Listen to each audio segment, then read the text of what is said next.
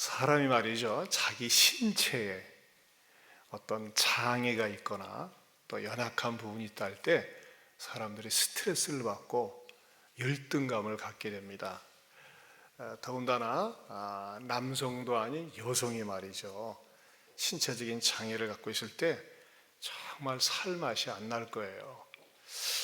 그런데 복음에는 능력이 있어가지고 다른 사람들이 볼 때도 딱 저 사람은, 저 여자는 문제 있다 하면서 말이죠, 문제 있다고 느낄 정도가 아니라 때로는 수근수근대고 손가락질하고 놀림감을 받는 대상이 되었을 때 무슨 맛으로 살겠어요? 그러지 않겠어요?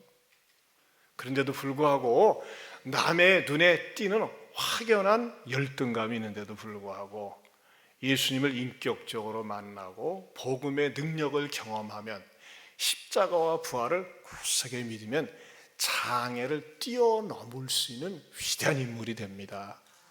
그리고 오히려 신체 건강한 사람들에게 말이죠, 부끄러움을 가져다 줄 수가 있다는 거예요.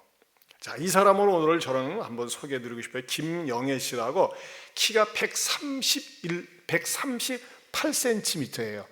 138cm면 어느 정도 될까요? 굉장히 작습니다. 그런데 말이죠, 나중에는 그 직장에서 대상을 수여할 정도로 인정과 사랑을 받은 김영애 씨 간증을 여러분 앞에 먼저 준비했습니다. 안녕하세요. 저는 춘천 한마음교회 김영애입니다. 복음의 능력으로 거듭나서 가장 약한 것을 자랑할 기회를 주신 하나님께 감사드립니다. 나의 가장 약함이 주님의 강함인 것을 믿습니다. 저는 연골 무형성 장애, 즉 외소증 장애를 가진 장애인이에요.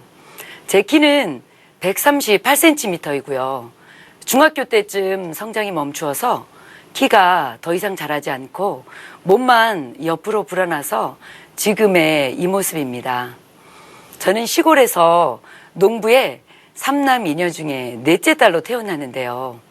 엄마는 정상이시고 아버지가 저와 같은 장애를 가지셨는데 반성 유전으로 여자인 언니와 저만 키가 작고 나머지 오빠들, 남동생은 키가 훤칠하고 큽니다. 그래서 왜 이렇게 나왔는지 부모님을 원망했어요.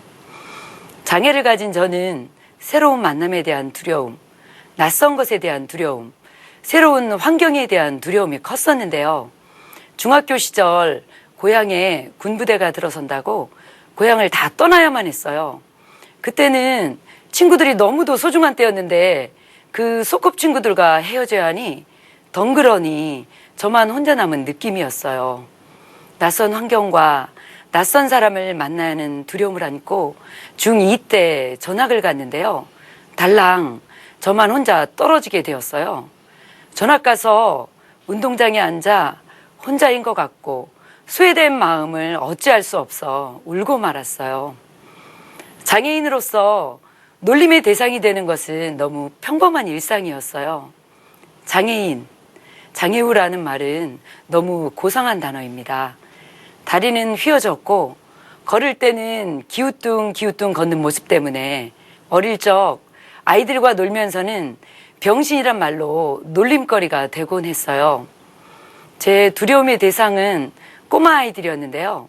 아이들은 너무 솔직해서 거침없이 묻잖아요. 엄마, 저 사람은 왜 키가 작아? 왜 키가 나고 비슷해? 라고 속삭이듯 물어보는데요. 실은 다 들립니다. 또 어떤 아이는 옷자다리에 좌우로 기우뚱기우뚱 걷는 제 모습을 흉내내며 난쟁이라고 놀려대기도 합니다. 그래서 장애를 가진 제 모습이 얼마나 싫은지 휠체어를 탄 사람이 부러웠어요. 나도 내 다리가 안 보이게 휠체어를 타고 다녔으면 좋겠다고 생각했어요. 그래서 제 모습이 드러나는 게 싫어서 공중 목욕탕에도 다니지 못하고 아주 더운 여름에도 반바지를 입지 못했어요. 저는 결혼에 대해 백마탄 왕자를 만나는 환상이 있었는데요. 백마탄 왕자가 항상 나와 함께 할 수 있고 장애로 인한 부족함을 채워줄 수 있다고 생각했기 때문이에요. 언젠가 직장을 잡고 생활이 안정되니 결혼할 마음이 있어 선을 볼 기회가 있었어요. 저는 신체장애를 가지고 있었는데 선을 본 상대는 외모가 훤칠하고 좋았어요. 그런데 마주 앉아 얘기를 하는데 벽을 대고 말하는 것처럼 대화가 되지 않는 거예요. 아마 상대는 정신적 장애가 있었던 것 같아요. 얼마나 낙심이 되던지 제 마음이 무너져 내렸어요. 돌아오는 버스 안에서 하염없이 눈물을 흘렸어요. 장애를 가진 나란 존재는 도대체 무엇인가 한탄스럽기만 했어요. 장애를 가진 나는 사람을 만나는 것도 쉽지 않고 결혼하는 것도 쉽지 않구나. 내 모습에 너무 낙심이 되고 도대체 내 모습은 왜 이러냐고 내 자신이 너무 실망스러웠고 나를 이렇게 지으신 하나님을 원망했어요. 사실 저는 장애를 회피하고 살았어요.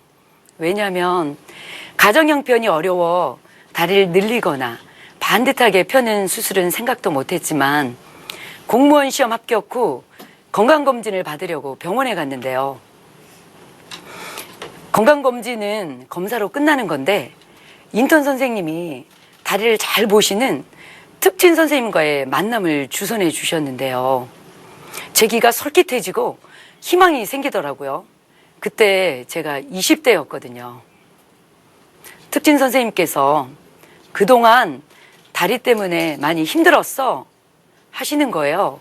그래서 제가 아니요, 그럭저럭 살았어요 라고 했죠. 그랬더니 그럼 그동안 살았던 것처럼 앞으로도 그냥 고치지 말고 살아 하시더라고요.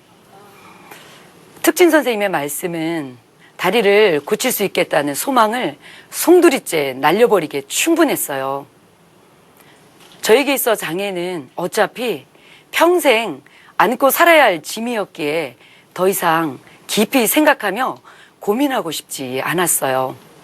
그래서 장애라는 문제를 마음에 묻어둔 채로 많은 경험을 하고 여행도 하고 지식을 많이 쌓으면 될 것이라고 생각해서 그것을 위한 많은 노력을 했어요. 이런 노력의 결과 외적으로는 사람에게 인정도 받고 공무원 시험도 합격하고 만족할 만했어요. 그러나 장애는 제 마음의 병이었기에 마음의 상처, 열등의식, 낮은 자존감, 대인기피증은 해결되지 않았어요. 이랬던 제가 부활의 주를 만나는 계기가 있었는데요. 초등학교 4학년부터 언니를 따라 교회 다녔고 나름 주일 성수, 11조, 교회 봉사 등을 하며 열심히 신앙생활을 했지만 장애로 인한 문제는 해결받지 못한 채로 직장에 들어가면서 세상과 타협하고 더 무너지는 제 모습이 드러났어요. 처음 직장에 발령받고 나서 상사에게 인정받고 잘 보이고 싶은 마음에 회식 자리에서 술을 마시고 잘 어울려 지냈어요. 왜냐하면 장애를 가진 저는 직장 동료들과 관계가 단절되고 고립되는 것이 두려웠기 때문이에요. 의지했던 가족도 친구도 다 떠나는 것을 보면서 장애를 가진 저는 혼자라는 것이 두려웠어요. 아침에 출근할 때 혼자 걸으면서 때론 오래 걸어 다리가 아픈데도 잠시 쉬었다가 가지도 못했어요. 제 모습이 너무 특이해서 시선이 집중될까 봐요.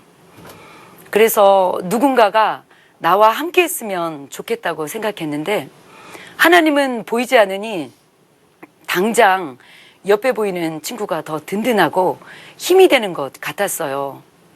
그렇지만 보이는 친구는 나와 늘 함께 할 수 없으니 막연하고 보이지 않지만 나와 늘 함께 할 수 있는 분이 하나님이라고 생각했는데 그 하나님이 살아계신지 확신할 수 없었어요. 그래서 하나님, 보이지 않지만 당신은 계신 거죠. 분명히 있는 거죠. 꼭 계셔야만 합니다라고 마음으로 외치곤 했어요.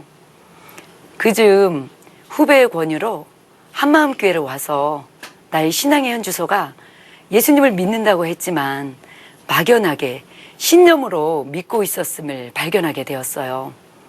그리고 드디어 제가 그토록 원하던 하나님의 실존을 확인하는 증거를 찾았어요. 누가복음 24장 말씀에 제자들이 부활하신 예수님을 보고 영인 줄 알고 무서워하고 마음에 의심을 하잖아요. 그런데 예수님께서 손과 발을 보여주시면서 만져보라 하시고 생선을 잡수시는 것도 보여주셨어요. 저는 여기서 예수님의 부활체의 모습을 선명하게 보았어요. 닫힌 문을 통과하는 몸, 그런데 뼈와 살이 만져지는 몸, 형체가 변화된 신령한 몸, 먹을 수도 있는 몸, 썩지 않을 몸으로 영원히 사는 부활. 하나님이 독생자 아들 예수님을 이 땅에 사람으로 보내셔서 부활로 예수님이 나의 주인이시고 하나님이심을 보여주셨는데도 여전히 내가 주인 되어 사는 죄는 너무 무서운 죄였어요. 예수님이 하나님이시고 나를 만드신 창조주이신데 내 몸에 대해 불평하고 원망하고 열등의식을 가지고 산 것이 내가 주인 되었기 때문이었어요. 그래서 내가 주인 되어 산 죄를 회개하고 예수님을 마음의 주인으로 믿게 되었어요. 부활의 주를 만나고 제 삶은 놀랍게 변화되었는데요. 그동안 저는 제 몸을 보며 도저히 나를 사랑할 수 없었어요. 그래서 내가 누구인지 알고 싶어서 창세기 1장을 많이 읽었는데요. 창조주 하나님이 사람을 지으실 때 심히 좋았다고 말씀하셨는데 저는 제 모습을 보니 심히 좋지 않더라 했어요. 그것은 내 관점으로 보여지는 것만 생각하니 볼 수 없었는데요. 하나님의 관점으로 보니 사람을 하나님의 형상으로 지었다는 것은 하나님의 수준으로 지었다는 것이었어요. 그래서 창조주 하나님이 내 몸의 주인이기에 어떤 모습이든 자유하게 되었어요. 이제는 사람의 시선을 의식하지 않고 공중 목욕탕에도 가고 저의 모습이 드러나는 수영장에서 자유롭게 수영도 합니다. 물론 더운 여름에 반바지도 잘 입고요. 저의 있는 모습 그대로를 사랑하게 되었어요. 장애를 가진 제 몸도 하나님이 지으셨기에 너무나 귀한 존재임에 감사하게 되었어요.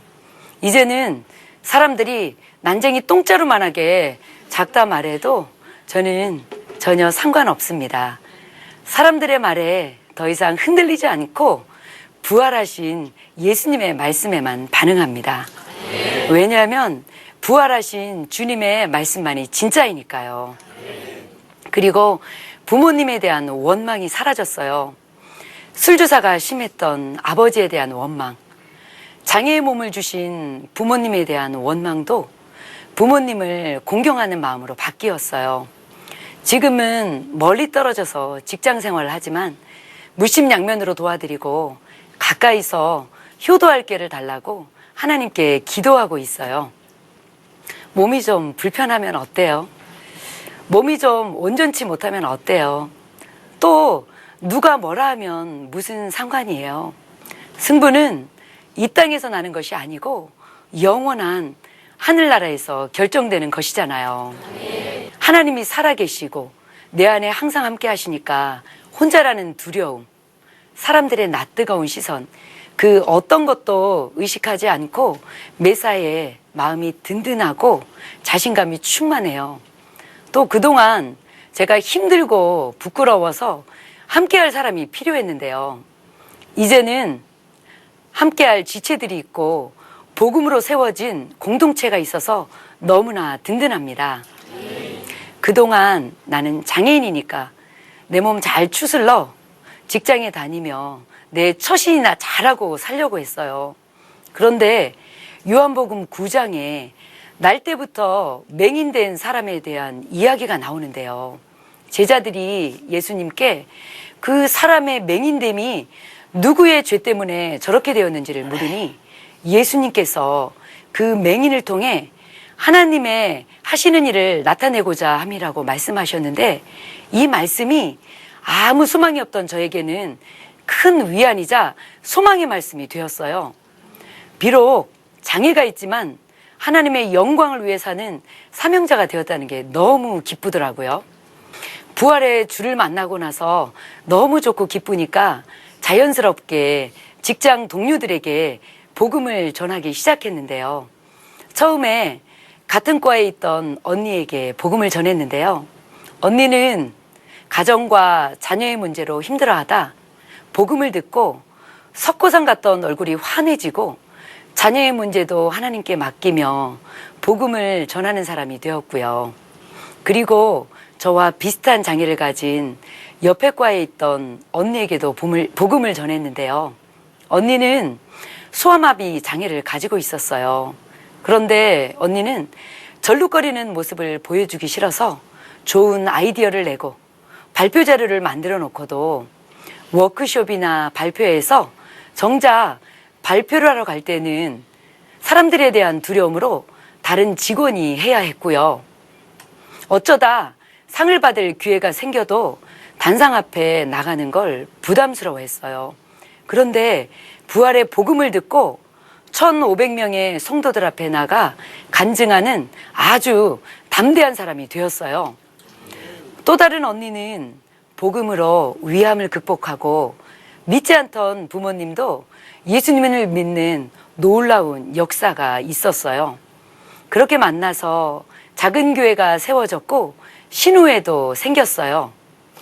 그렇게 세 명이 오직 복음으로 공동체가 되어 함께하면서 기쁨이 있고 가족처럼 돌보고 살아가니 다른 직장 동료들이 기쁨의 이유를 묻고 복음을 듣게 되어 예수님을 믿는 놀라운 일들이 생겼고요. 복음을 들은 직원들은 또 다른 사람에게 복음을 증거하여 작은 교회를 세우기도 했어요. 제가 다니는 직장은 전국에 퍼져 있는데요. 복음을 전하고 사람들과의 모임이 생기면서 언젠가부터 이런 소망을 가지게 되었어요. 민들레가 바람에 날려 그 홀씨들이 뿌려져 또 다른 민들레로 태어나는 것처럼 복음에는 생명력이 있으니 복음을 들은 직원들이 전국 각지에 퍼져 또 다른 사람들에게 복음을 전하고 교회가 세워지는 꿈을 꾸게 되었는데요. 지금도 복음은 작은 교회를 통해 계속 번져지고 있어요. 직장 동료 중에 진천으로 발령이 났는데요. 그분이 그곳에서 복음을 전하고 서울에서 신우회로 모였던 것처럼 예배를 드리더라고요. 그리고 저도 민들레 홀씨되어 강릉에 발령받아 계속 복음을 전하고 있어요. 직장 내에서 복음을 전하다 보니 이런 일도 있었어요. 직원들이 업무 처리할 서류를 들고 오잖아요. 보니까 잘못 작성해서 온 거예요. 그러면 화가 나서 버럭하고 소리를 지르기도 했는데요. 하루는 그런 생각을 주시더라고요. 야, 영애야, 내 한 입으로 복음도 전해야 하는데 그럴 때는 부드럽게 하고 또 이럴 때는 버럭하고 언성을 높이면 어떻게 복음을 전하겠니? 그래서 이왕 일을 알려줄 거면 친절하게 잘 알려주자 마음 먹고 직원들을 잘 대해주었어요. 그래서 지금은 친절한 영애 씨로 통합니다. 저는 예수님을 만나고 나서 직장 내 대강당에서 기쁘게 예수님을 자랑하고 싶은 마음이 늘 있었어요. 왜냐하면 직장에는 명사 초청 강연이 대강당에서 자주 있었는데요. 명사들의 강연 내용들은 삶의 지혜와 도전을 주는 아주 좋고 인상적인 부분이 많았지만 삶의 실제적인 문제들에 근원적인 답을 주지는 못했어요. 그렇지만 제가 가지고 있는 복음은 모든 문제에 답을 줄 수 있다는 큰 확신이 있었기에 언젠가 대강당에서 복음을 증거하고 싶은 마음이 늘 있었어요. 그런데 드디어 때가 왔습니다. 2011년도에 제가 다니는 직장에서 연말 이벤트로 직장 동료들의 추천을 통해 베스트 스마일상을 주었는데요. 제가 뽑혔습니다. 시상식은 대강당뿐만 아니라 화상으로 전국에 있는 직원들도 함께하는 자리였어요. 이 시상식에서 저에게 기쁨의 이유를 말할 기회가 생겼어요. 제가 기쁜 이유는 기쁨의 근원 되신 예수님이 나와 함께 하시기 때문이고, 나는 항상 기뻐하는 사람, 범사에 감사하는 사람임을 날마다 생각한다고 답했어요. 나중에 관중석에 계시던 청장님께서 무슨 부흥해 온 것 같다고 하셨다는 후문을 들었어요. 복음은 너무너무 기쁜 소식입니다. 저에게 있어 장애는 예수님을 만나는 축복의 통로였어요. 비록 장애가 있지만 예수님이 생명을 주실 만큼 살아가시고 언제나 함께 하시니 마음이 든든합니다. 부활하신 예수님을 만나고 장애로 인한 모든 문제를 해결받았습니다. 여러분들도 저와 같이 예수님 안에 있는 생명과 풍성한 삶을 누리시기를 바랍니다. 감사합니다.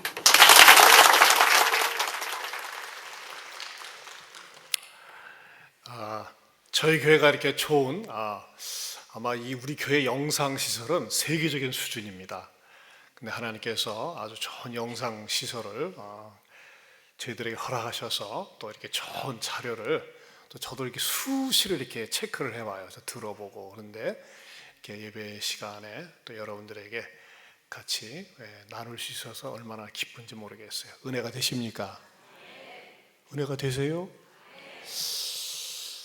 138cm의 그 외소증 장애 우 얼마나 힘들었겠어요. 근데 이 자매는요, 어려서부터 교회를 다녔다고 그랬어요. 그렇죠? 그런데 어떤 계기가 있었어요?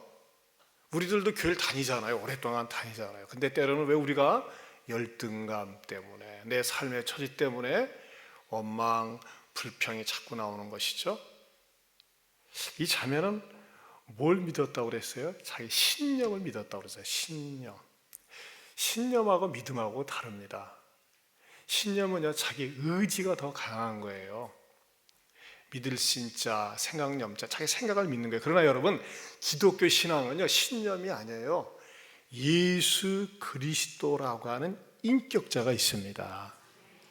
그리고 그 예수 그리스도를 내 마음에 정말 구세주로 믿고 또 그분을 찬양하고 높이고 그분을 영접하고 그분을 사랑하고 그분을 의지하고 살면요, 그 예수님의 인격이 여러분의 삶을 점령하게 되어 있습니다. 그렇다면 물어보세요. 여러분 자신에게 물어보세요. 나는 예수님께 점령되어서 살고 있는가? 점령이란 말 아세요? 자, 좀 쉬운 말로 지배하고 살고 있는가? 예수님께 지배되어서 살고 있는가? 예수님이 내 인생의 주인인가? 주님이신가? 여러분, 내 인생의 주인 되시는 그분이 나보다 나를 더 잘 알고 계시기 때문에 내 이 어려운 형편이나 나쁜 형편이나 힘든 형편도 다 알고 계세요. 누가요? 나를 지으신 분이. 그러면 그분이 나를 나보다 더 잘 알고 계시기 때문에 어떤 마음을 갖게 될까요? 전적인 믿음, 전적인 신뢰를 예수님께 두는 것입니다. 근데 우리는요, 뒀다 뺏었다 가져갔다 그래요. 어느 때는 분위기 좋고 은혜 받을 때는 믿습니다 하다가 또 세상 살면서는 아유 예수님 잠깐 신뢰하겠습니다 하면서 출장 갔다가 들락날락 하니까 말이죠, 일관성이 없는 거예요. 왜 그런 것이죠? 신앙을 진짜 예수님께 두지 못해서 그래요. 내가 만일 내 입으로 예수를 주님으로 주로 시인하고 내 마음의 구세주로 믿으면 내가 구원을 얻으리라 받으리라 그랬어요. 그리고 전적으로 의지하는 습관이 있어야 돼요. 구주 예수 의지함이 받은 증거 많도다 그랬어요. 여러분들이 자꾸 의심이 생기고 걱정, 불안, 두려움이 생길 때마다요, 그걸 가지고 자꾸 예수님께 고백을 하세요. 예수님께 아뢰세요. 그러면요, 내가 아뢰고 고백한 그 예수님이 나에게 찾아오셔서, 나에게 다가오셔서 나를 붙들어 주시고, 장애가 두렵거나 창피하지 않고, 이 자기 스스로 그랬잖아요. 뭐 무슨 똥자루? 몰라, 뭐라고 그랬나 잊어버렸네. 난자인 똥자루. 그게 쉬운 말이겠어요? 얼마나 모욕적인 말이에요. 그런데도 전혀 영향을 받지 않잖아요. 왜? 예수님이 내 안에 계시기 때문에. 여러분, 반면에 건강한 우리들, 그래도 남들이 볼 때 그렇게 뭐 흠잡을 데 없어요. 근데 우리는 얼마나 열등감과 자학을 하면서 삽니까? 저는 성령님께서 저와 여러분의 마음속에 나 자신의 이 모습에 대해서 감사할 수 있도록 하나님 앞에 고백할 수 있길 바랍니다. 따라서 합시다. 내 모습 이대로가 감사합니다. 누구에게 감사할까요? 하나님께 감사한 거예요. 그럴 때 자기 자신이 삶에 의욕이 넘치고 기쁨이 넘치는 것입니다. 자, 이 자매가, 이 김영애 씨가 되도록 하기 위해서는 무엇이 정확하게 이 자매에게 전달된 겁니까? 복음이 전달되었어요. 복음이. 따라서 합시다. 복음. 오늘 성경에서는 말이죠, 무엇을 말씀하고 있느냐? 오늘 핵심 내용은 2절이에요. 너는 말씀을 전파하라. 때를 얻든지 못 얻든지 뭐하라? 항상 힘쓰라. 어느 때? 범사의 모든 일에 오래 참음과 가르침으로 경책하며 경계하며 권하라. 이것이 이 디모데 후서의 아주 핵심 구절이에요. 그런데 그 앞에 어떠한 전제가 있느냐? 사중 강조법이 나와 있어요. 1절을 한번 읽어보겠습니다. 시작. 하나님 앞과 살아있는 자와 죽은 자를 심판하실 그리스도 예수 앞에서 그가 나타나실 것과 그의 나라를 두고 뭐하노니? 엄히 명하노니. 여러분, 지금은 누가 이렇게 엄히 명하노라 그런 일이 잘 드물어요. 그렇죠? 네? 민주주의 시대에 살아가지고. 여러분, 누가 엄히 명한다 할 때는 주로 어느 때 쓰는 용어입니까? 임금님이 신하들 앞에 있을 때 엄히 명하노라 그러는 거예요. 자, 그런데 이 4가지 강조용법이 있는데 첫 번째는 뭡니까? 하나님 앞과 그랬어요. 따라서 합시다. 하나님 앞. 이 사도 바울은요, 하나님 앞이라고 하는 것을 굉장히 강조하고 있어요. 하나님 앞은 무슨 말이에요? 이 하나님, 사도 바울이 강조하는 여기서의 하나님 앞은요, 창조주 하나님이 되신다는 거예요. 온 우주 만물을 창조하신 창조주 앞과, 더 나아가서는요, 모든 인류의, 모든 임금의 임금 중에 임금, The King of Kings, 왕들 중에 왕이라는 의미를 담고 있어요. 여러분, 혹시 왕 앞에 서본 적이 있나요? 왕 앞에 섰을 때를 뭐라고 그래요? 어전 앞에 섰다 그래요. 그렇죠? 어전. 왕의 명령을 뭐라고 합니까? 어명이요 그럽니다. 어명. 여러분, 우리가 말이에요, 자기보다 지위가 훨씬 높은 사람 앞에 서면은 왠지 좀 떨리고 두려워요. 조심스럽고 그러지 않습니까? 제가 몇 년 전에 청와대에 들어가서 대통령과 12명이 앉아서 이렇게 같이 식사한 때가 있었어요.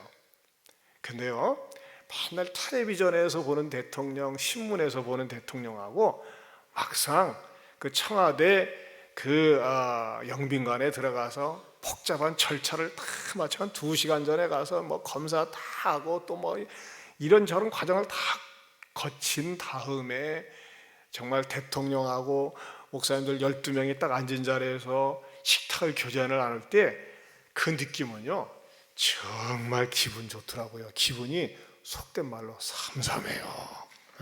이야, 이 대통령 앞에 앉아서 식사를 한다고 하는 것은 여러분 놀라지 우습게 생각하지 마세요. 칼국수 먹지 않았어요. 예, 아주 만찬을 먹은 적이 있었어요. 근데 그 인상이요 굉장히 오래 가더라고요. 감동이. 대통령과 더불어 같이 식탁을 나눴던 그 느낌이라는 게, 그것도 뭐 수백 명 있는 가운데서 그냥 이렇게 형식적으로 한 게 아니라 딱 선택받은 사람이 되어져서 식사를 할 때 그 느낌과 기분은 굉장히 좋았어요. 자, 그런데 우리 하나님께서는 무엇을 명하는 거예요? 하나님 앞에서 왕들 중에 왕, 만왕의 왕이신 그 하나님이 뭘 말씀하고 있어요? 엄히 명한다고 말씀하고 있습니다. 여러분, 이 명령은요 왕의 명령이면서 만왕의 명령임을 강조하고 있어요. 그 만왕의 명령의 내용이 뭐라고 그랬어요? 너는 말씀을 전파하라. 때를 얻든지 못 얻든지 항상 힘쓰라고 하는 것입니다. 최근에 말이죠, 어명이요 전도는 어명이다 라는 책을 쓰신 그 목사님이 계세요. 참 그분 책을 보니까 말이죠 동감하는 부분이 많이 있어요. 재밌는 얘기가, 여러분 이제 옛날 뭐 조선 시대 같은 때 보면은 이제 신하가 이제 역적을 저질러 가지고 유배를 가지 않습니까? 그 유배를 가는데 시간이 지나서 다 그냥 사람들이 말을 타고 와 가지고서 마지막으로 임금님이 주인은 그 뭐 약사발을 줘요. 이 약사발은 무슨 약사발일까요? 먹고 오래 살라고 하는 거예요? 네? 이 약 먹고 이제 죽으라 이거예요. 그렇죠? 자, 이것은 폐역무도한 그대에게 임금님께서 마지막으로 하사하시는 사약이니라. 그러면은 거기에 쭈그리고 앉아있던 신하가 안 나가! 저리 쳐버려! 그럽니까? 여러분, 그 반역죄로 무릎 꿇고서 앉아서 받아먹는 그 신하가 뭐라고 하면서 받아먹습니까? 네, 사극을 안 보셨죠? 뭐라고 하면서 받을 줄 아세요? 성은이 만극하옵니다. 꽤 그렇게 해요. 그래요, 안 그래요? 안 봐서 몰라요?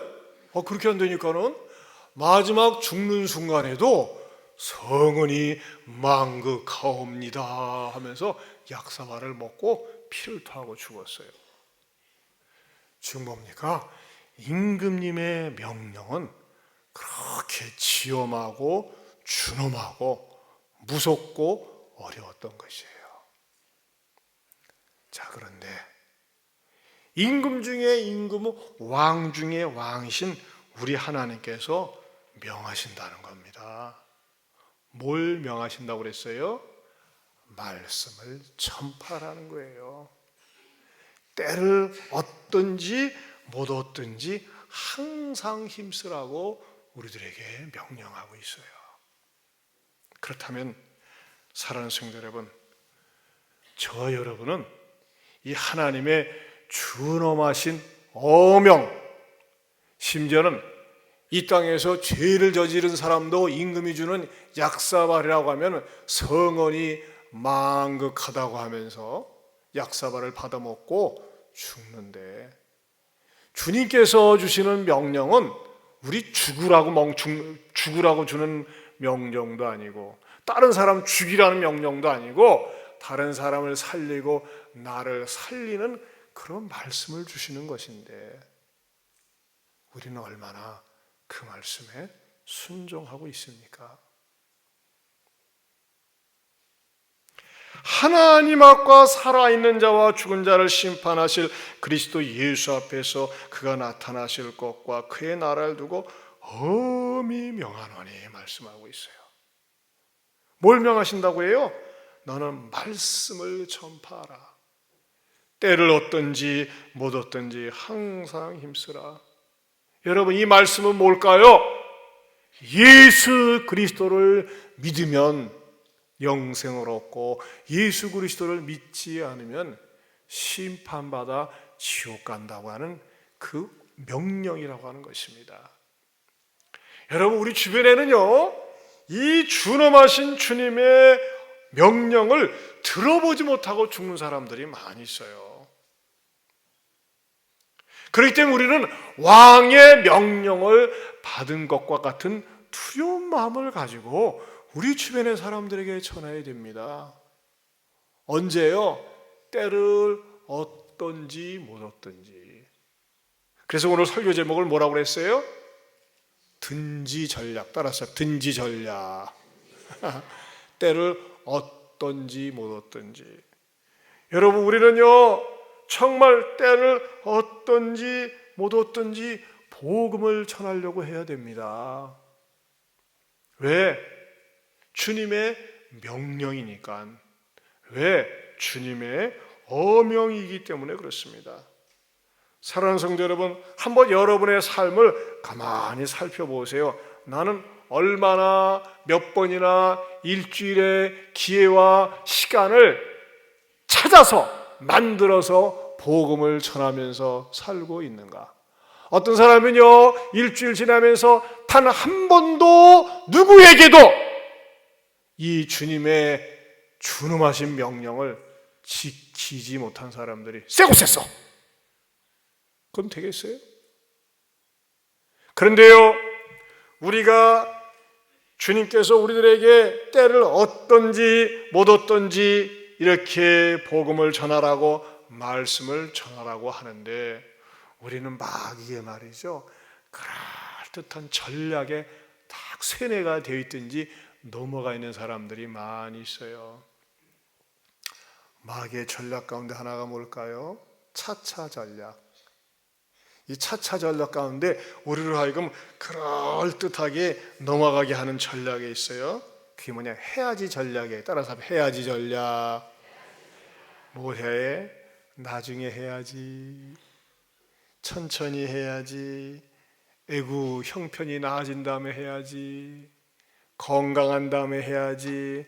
잘 살면 해야지. 여유가 있으면 해야지. 거기에 다 넘어가요. 아유, 내가 지금은 복음을 전할 수 있는가? 형편이 이런데. 내가 아픈데 할 수가 있는가? 내가 답답한데 나부터 살아야지 할 수가 있는가? 하면서 말이죠, 이 해야지 전략 속에 자기를 슬쩍 올려놔요. 그러면서 거기 위로를 받아요. 내가 이런 형편인데 뭐. 그런데 우리 주님은 바울을 통해서 뭐라고 말씀하고 있어요?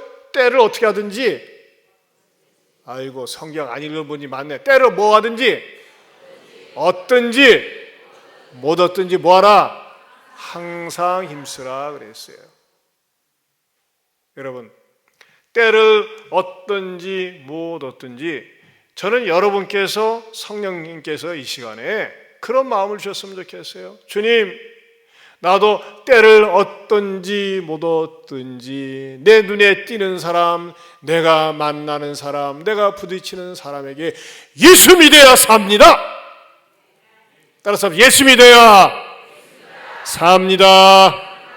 그렇지 않으면 심판받고 지옥 갑니다.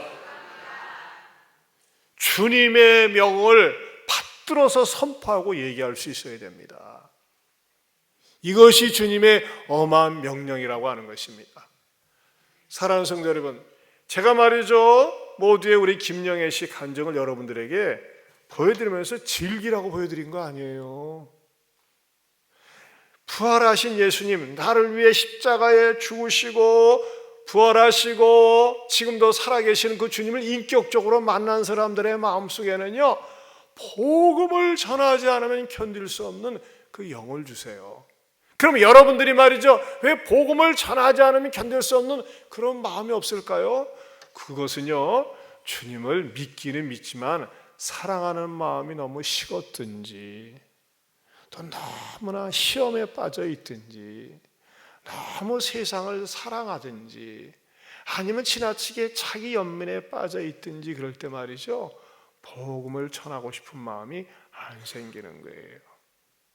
그러나 자기 자신을 바라보지 말고 나를 위해 십자가에 죽으시고 부활하신 주님을 바라보면서 정말 때를 얻든지 못 얻든지 복음을 전하는 일에 힘쓰는 우리 예안의 성도들 될 수 있기를 축원합니다. 주님의 어명인 줄로 믿습니다.